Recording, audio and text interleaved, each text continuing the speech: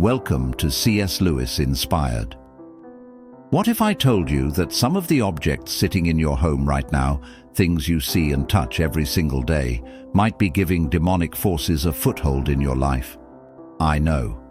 That sounds extreme, maybe even absurd. But listen closely, because I've seen it happen.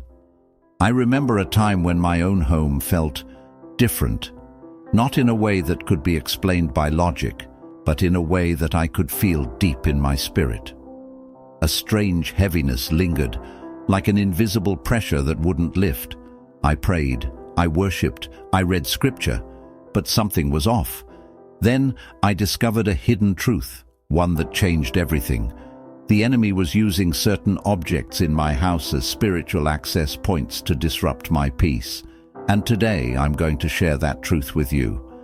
Hey, I'm Eli from C.S. Lewis Inspired, and in this video we're uncovering a terrifying revelation from C.S. Lewis that will change how you see your home forever. There are 5 specific objects that could be inviting spiritual oppression into your life. 5 things you might never have thought twice about. But don't worry, I'm not just going to expose the problem. I'll also reveal C.S. Lewis's hidden truth, the secret to breaking free and reclaiming your peace. Before we dive in, take a second and hit that like button to stand against the enemy. And if you're ready to fight back, type, "Lord, I'm ready to take back my home," in the comments below. Let's get started. Sarah's story. When darkness enters uninvited. To understand how serious this is, let me tell you about Sarah. Sarah was a 35-year-old single mother who loved God with all her heart. She lived in a cozy apartment with her son Caleb. She had faith, she prayed daily, and she trusted in God's protection. But something felt wrong. For months, a heavy, almost suffocating atmosphere filled her home. Caleb started waking up in the middle of the night, crying about nightmares. Their peaceful home became tense. Small arguments flared up over nothing. One night, as Sarah was cleaning, she picked up an old dream catcher hanging above her couch. It was a gift from a friend, just a trendy decoration, or so she thought. But as soon as she touched it, she felt an icy chill run down her spine. A whisper stirred in her heart. "This doesn't belong here." Sarah froze. Could an object really invite darkness into her home? Was it possible that something so small had given the enemy access to her life? The answer, as we're about to discover, is yes. And Sarah wasn't alone. C.S. Lewis's warning, the devil's favorite tactic. The Bible warns us in 1 Peter 5:8, "Be sober, be vigilant, because your adversary the devil walks about like a roaring lion, seeking whom he may devour." The enemy is always looking for an open door, a way to slip into our lives unnoticed, and sometimes that door is already inside our homes. C.S. Lewis understood this better than most. In the Screwtape Letters, he wrote from a demon's perspective, revealing their tactics. Keep the human distracted with material things, and they'll never notice the spiritual chains we're placing on them. The objects in our homes matter more than we realize, because some of them might be weapons in the enemy's hands. Today, we're exposing 5 objects that can give demonic forces a foothold in your life. And the first one might shock you. 1.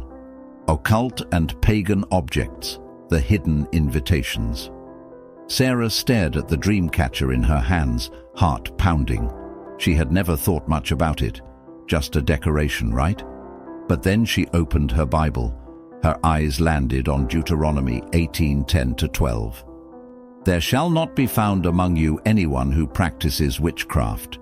For all who do these things are an abomination to the Lord."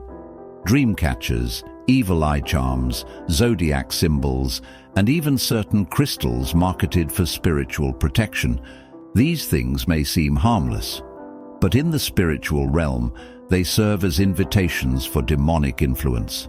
C.S. Lewis wrote in the Screwtape Letters, "Let them think these objects are neutral, and they will never suspect the doors they are opening. Sarah realized that by keeping that dream catcher in her home, she had unknowingly allowed the enemy in. That night, she took it down, prayed over her house, and threw it away. And something shifted, but the battle wasn't over yet. 2. Items that glorify death and violence, the enemy's agenda. As Sarah continued examining her home, her eyes landed on a skull-shaped candle holder. She had always thought it was quirky, a unique decoration from a co-worker, but something about it felt wrong. John 10:10 tells us, "The thief comes only to steal, kill, and destroy. I have come that they may have life and have it to the full." Anything that glorifies death, destruction, or violence aligns with the enemy's agenda, not God's. This includes decorations with skulls, horror movie posters, violent video games, or artwork. When Sarah removed that skull decoration, she prayed, "Lord, I only want things in my home that honor you." And the heaviness lifted just a little more, but there were still more doors to close. 3. Idols and religious symbols from other beliefs, confusion in the spiritual realm. Later that night, as Sarah walked into her kitchen, she heard a loud crash. A small statue, a souvenir from a trip years ago, had mysteriously fallen off the counter and shattered on the floor. Sarah's stomach tightened. She picked up the broken pieces and suddenly remembered Exodus 23. "You shall have no other gods before me." This wasn't just a decoration.